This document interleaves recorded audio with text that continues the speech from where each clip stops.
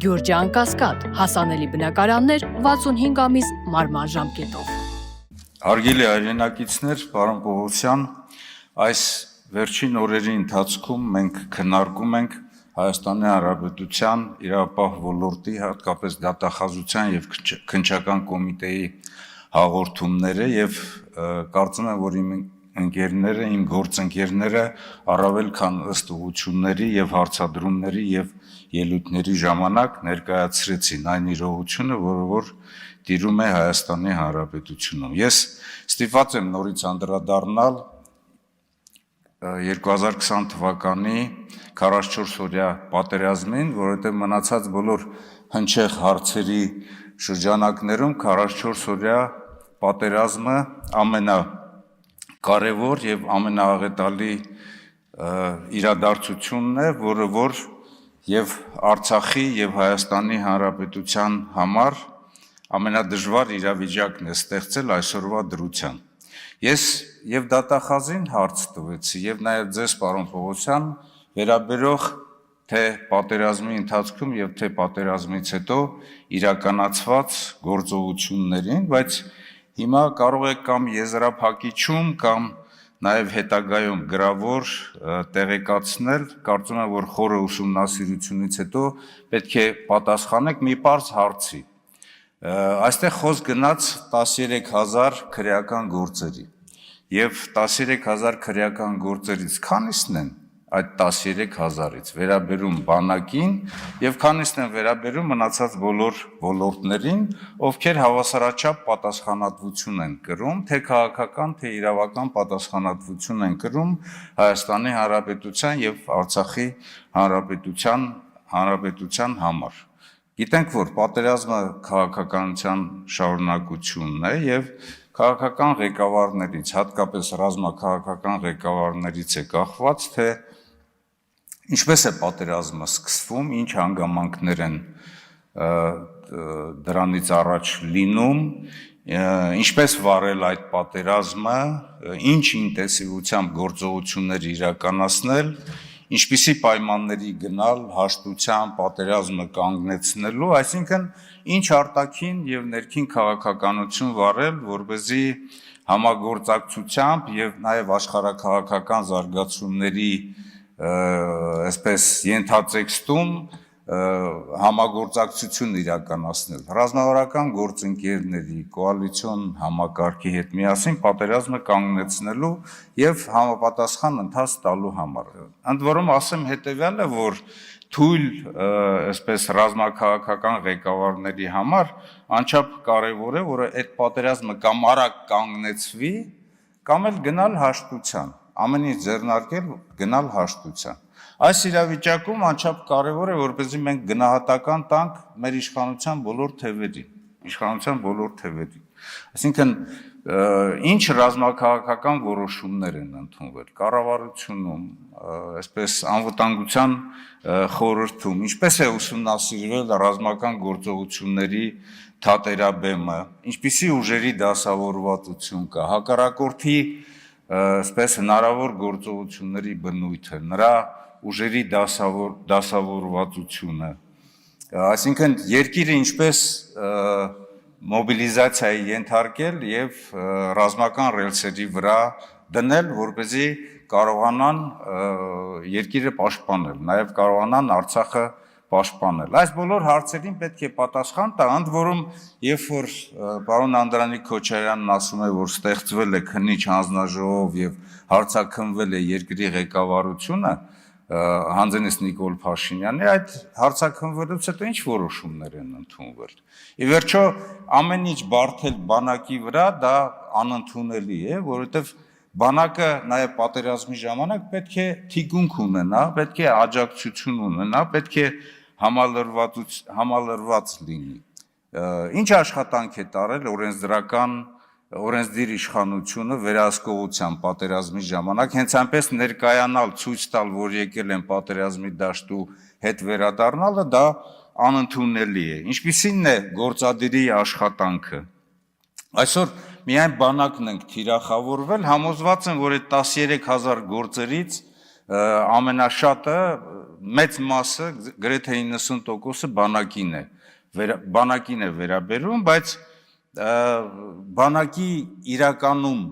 գործունեության արդյունքում մենք պետք է տեսնենք հետևյալը, որ մեծամասնությամբ հատկապես Արցախի պաշտպանության բանակը իր դիրքերը պահել է եւ միայն հակառակորդը կարողացել է մխրճվել, գալ հասնել Շուշի եւ գալ հասնել Հայաստանի Հանրապետության տարածքներ, որի պատասխանատվությունը Հայաստանի Հանրապետության ռազմաքաղաքական ղեկավարությանն է վերաբերում։ Այսօր միայն բանակն է թիրախավորել։ Տեսեք, օրինակ բանակի վերջին հրամանատար, որ կարելի է ասել բանը բանից անցել էր, նշանակել են գեներալ Միքայել Արզումանյանին, Միքայել Արզումանյանը մինչև հիմա նստած է եւ ձերբակալված վիճակում է գտնվում, բայց ըստ էության ինքը ստանձնել է բանակի ղեկավարությունը այն ժամանակ, երբ որ ամեն ինչ արդեն ըստ գլխավոր հարվածի ուղղությամբ հակառակորդի ամեն ինչ արդեն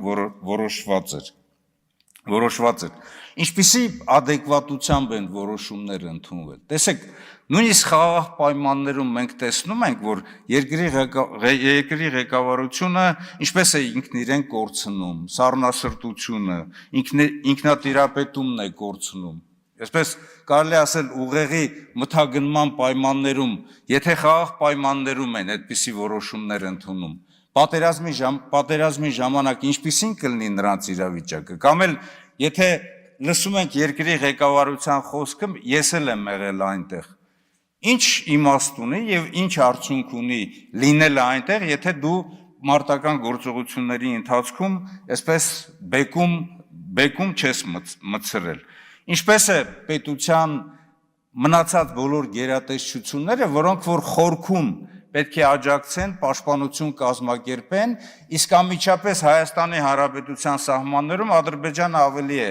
արագ բարձրացրել մեր դիրքերը, մեր ռազմավարական կետերը չունենալով ոչ մի ենթակառույց եւ ոչ մի բնակեցված բնակավայր։ Քանի թե մենք մեր արժեվ ունենալով այդ բնակեցված բնակավայրերը եւ ճանապարհներ չբարձրանալով այն ռազմավարական դիրքերը, որոնք որ հետագայում հիմք են հանդիսանալու այդ նույն սահմանների ճշգրտման, սահմանազատման եւ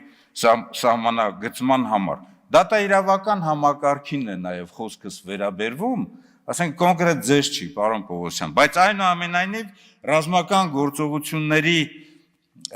ընթացքի վերահսկողության եւ օրինականության պահպանման համար գործողությունները անընդհատ պետք է ընթանան։ Այսինքն եթե պատերազմի դաշտում կան անօրինականություններ, ապա այդ տեղանքը պետք է փակվի, համապատասխան ռեժիմ իրականացվի, պետք է օպերատիվ հետախուզական միջոցառումներ իրականացվեն, արագացված քննչական գործողություններ,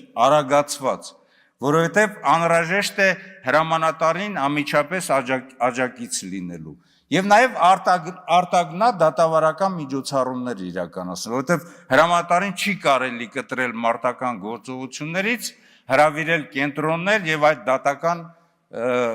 ուրեմն միջոցառումները իրականացնել։ Սա ես ասում եմ խնդիրներ, որոնք որ առաջին Արցախյան պատերազմի ժամանակ Արցախի ղեկավարության եւ Հայաստանի Հանրապետության ղեկավարության միջոցով իրականացվել են։ Խոսում ենք քննիչ հանձնաժողովի մասին քիչ առաջ պարոն Քոչարյանը ասաց, բայց այդ նույն քննիչ հանձնաժողովի գործառույթներից շատ-շատը պետական համակարգը ունի այն գործիքները, որոնք որ իրենք կարող են իրականացնել, քննել, բայց քննիչ հանձնաժողովը պետք է գնահատական տա իշխանության բոլոր թևերին։ Հիմա իշխանության բոլոր թևերին գնահատական տալը քիչ չի, ձգձգվում է արդեն երկար ժամանակ, բացի դրանից էլ մենք չենք տեսնում, որ թիրախավորված է միայն բանակը։ Եվ ես կուզեի, որպեսզի պարոն Պողոսյան, որ դուք ձեր ավարտական խոսքի մեջ հետագայում նաև ասեիք, որ ասենք գնահատական ենք տվել պետությանը, հարուցված են քրեական գործեր, Հայաստան խմբակցության կողմից բազմաթիվ մի քանի ուրեմն նյութեր են կազմվել, թե անգործության, թե պետական դավաճանության, բայց այդ բոլոր գործերն էլ մնացել են այսպես օդի մեջ։ Դրա պատասխանները հանրությունը ուզում է տեսնել, ինչպես դուք եք, չէ՞, ասում որ գնում ենք հարց են տալիս, մենք էլ ենք գնում, մեզ էլ են հարց տալիս։ Ինչու պետությունը այս վիճակի հասցված մարդիկ միջև հիմա որևիցե մի քաղաքական կամ իրավական պատասխանատվություն չեն ստանձնել։